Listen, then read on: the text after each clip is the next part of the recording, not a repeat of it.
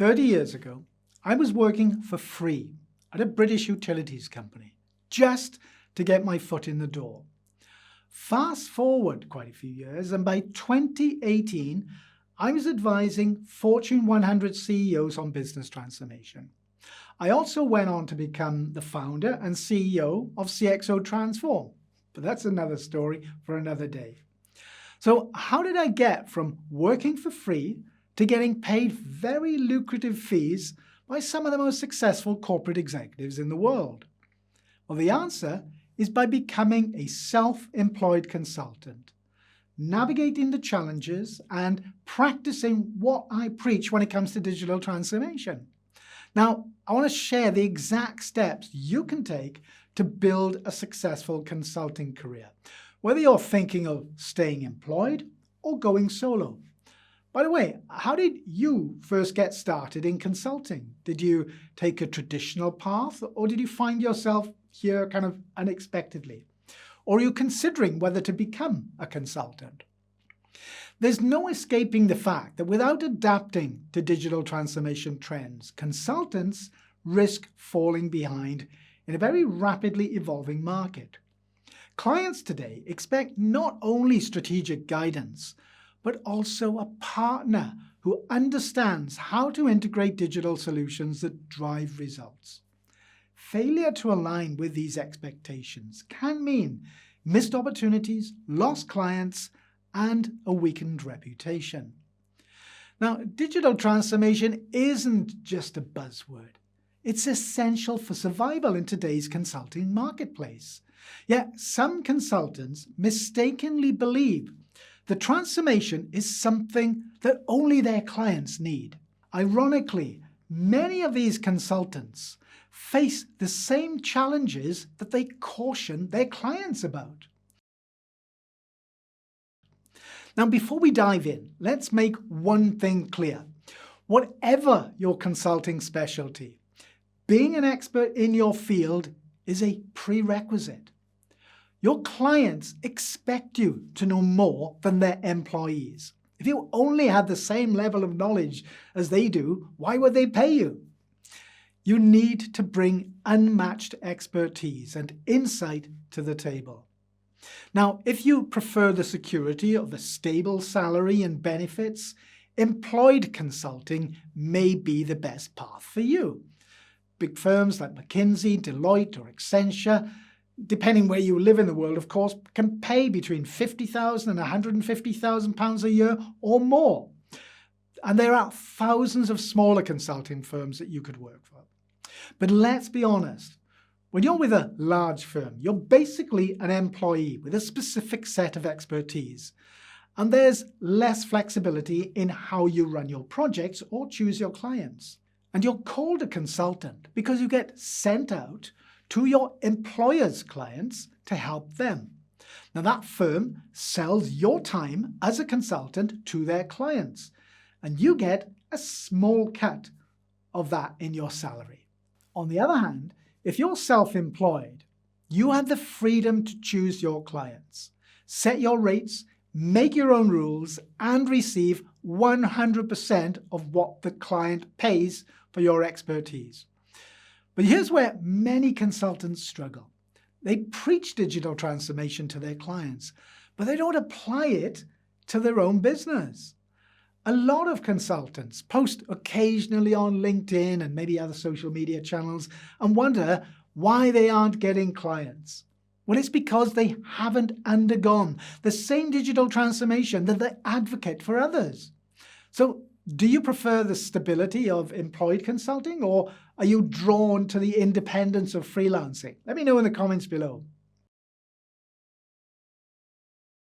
Now, starting out as a consultant can be really challenging, and making your mark in digital transformation is even tougher. When I began, I worked for free, as I've already mentioned, just to get experience. But I knew it would pay off in the long run, and it did. Fast forward a number of years, and I then had the privilege of choosing my clients, setting my own rates, and working with some of the world's largest companies. But how did I go from unpaid work to advising corporate CEOs? So in the rest of the video, I'm going to share the key strategies that help me grow, and hopefully you'll find some insights to help you too. The first thing I learned is that success in consulting isn't about having the most technical skills. Far from it. In fact, many consultants get caught up in that technical aspect and they miss the bigger picture. The best clients don't hire us just for our technical expertise. They want someone who can also think critically and strategically and who is a pleasure to work with. They're after business outcomes, not just technology implementation. Without the ability to think on a strategic level and get on well with people, you'll struggle to deliver the value that clients expect. For instance, rather than simply implementing a new CRM solution, a strategic consultant would focus on how this tool can directly increase client retention or revenue. This is why the best consultants understand the importance of value management. Now, once you've honed your strategic thinking, it's time to focus on a skill that sets top consultants apart from the rest, and that is asking the right questions. Asking the right questions is what can really set you apart from other consultants you might be up against for client work.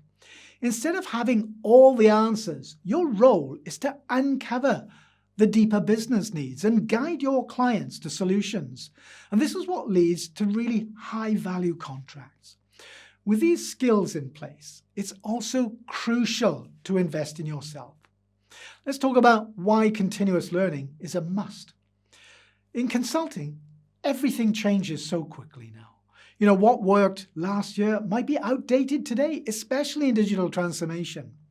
I've made it an absolute priority to continuously take my transformation knowledge and capabilities to another level through transformation courses, where I focus on areas like transformation management and AI governance. Staying updated allows me to bring fresh insights and methods to every client engagement. This isn't about adding new skills just for the sake of it. It's about staying relevant and being ready to address complex client needs. Continuous learning shows clients that you're not just keeping up with the trends, but you're staying at the forefront of innovation. Continuous learning not only keeps you relevant, but it builds your market reputation, showing clients that you're committed to being at the cutting edge. Now, employed or self-employed, if someone isn't prepared to invest in themselves, they shouldn't be surprised if companies don't invest in them. Now, let's look at another way to build credibility and attract clients, and that's through content creation. One of the most effective strategies I adopted many years ago was creating and sharing content online. By publishing insights, discussing industry trends, and sharing tips, I set myself apart from many other consultants around me. When clients see your expertise in action, it builds trust before they even have that first conversation with you. Content creation isn't just a marketing tactic. It's a really powerful way to communicate your value and make yourself visible in a very crowded marketplace. If you're not creating content, you're missing out on a key opportunity to position yourself as a thought leader. As consultants, we often tell clients to evolve, but how often do we take our own advice? Let's dive into why transforming your own consultancy is essential. Here's a truth that many consultants don't want to hear. You can't sell digital transformation if you haven't transformed yourself. Now, a lot of consultants rely on outdated marketing tactics, posting occasionally on LinkedIn and hoping clients will come knocking their door. But in today's digital-first world, you need to do so much more than that. Apply these principles of digital transformation to your own business, okay? Invest in tools like CRM systems. Automate your outreach efforts and use analytics to track client engagement. Build a digital presence that reflects the high-value services that you offer. If you tell clients to use automation, AI, or advanced analytics, make sure you're doing the same in your own consulting business. Don't for 1 minute think that your business is too small for that. There are plenty of teenagers using analytics and AI to run their own small business. You simply need to go out of your way in the way you expect your clients to learn what to do and how. Practice what you preach. Don't rely solely on LinkedIn posts. Everyone has access to that. You need to go beyond that. Build a professional website, create thought leadership content, and actively market your services online. Your clients are searching for expertise, so make sure they can find you. By embracing digital transformation in your own business, you're not only increasing efficiency, but you're also demonstrating credibility to your potential clients. Now, here's another critical point. Whether you're employed or self-employed, your expertise has to be beyond question. Clients are paying for insights and skills that they don't have in-house. If your knowledge level is the same as their employees, why would they want to bring you in? You need to focus on areas where your expertise really shines. Whether it's AI, digital transformation, change management, positioning yourself as a thought leader in a specific niche is essential for your long-term success. Share your knowledge publicly through blogs, LinkedIn articles, or speaking engagements. You need to demonstrate that you have unique insights that other consultants or employees don't have. Now let's talk about pricing. Whether you're employed or self-employed, getting your pricing right is essential. As a premium consultant, you need to set a minimum rate that reflects the value you bring to the table.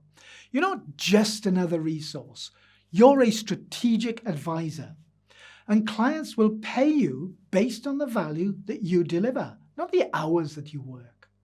For example, if your work saves them £1 million annually, your fee should reflect that. This approach aligns client investment with actual outcomes, fostering a partnership where both parties focus on achieving impactful results.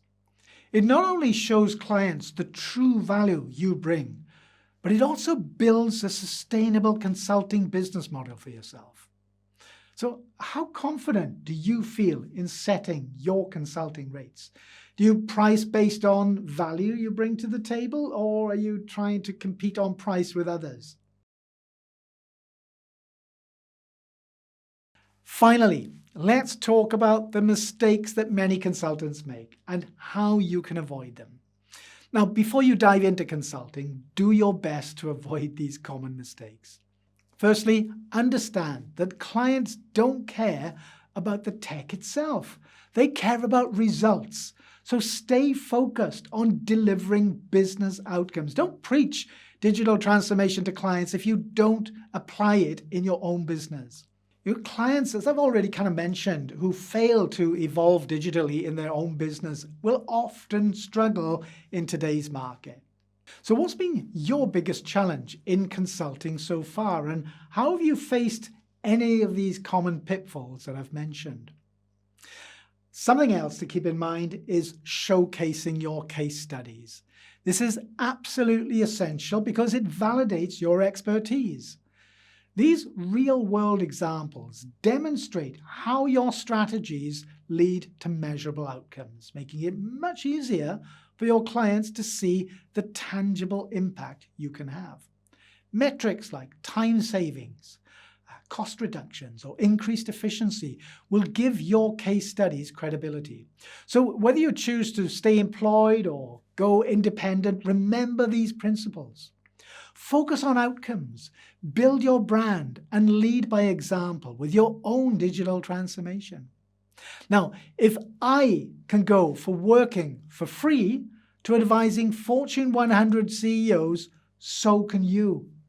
So before we wrap up today, let me know which part of today's video resonated most with you. And more importantly, what's your next step?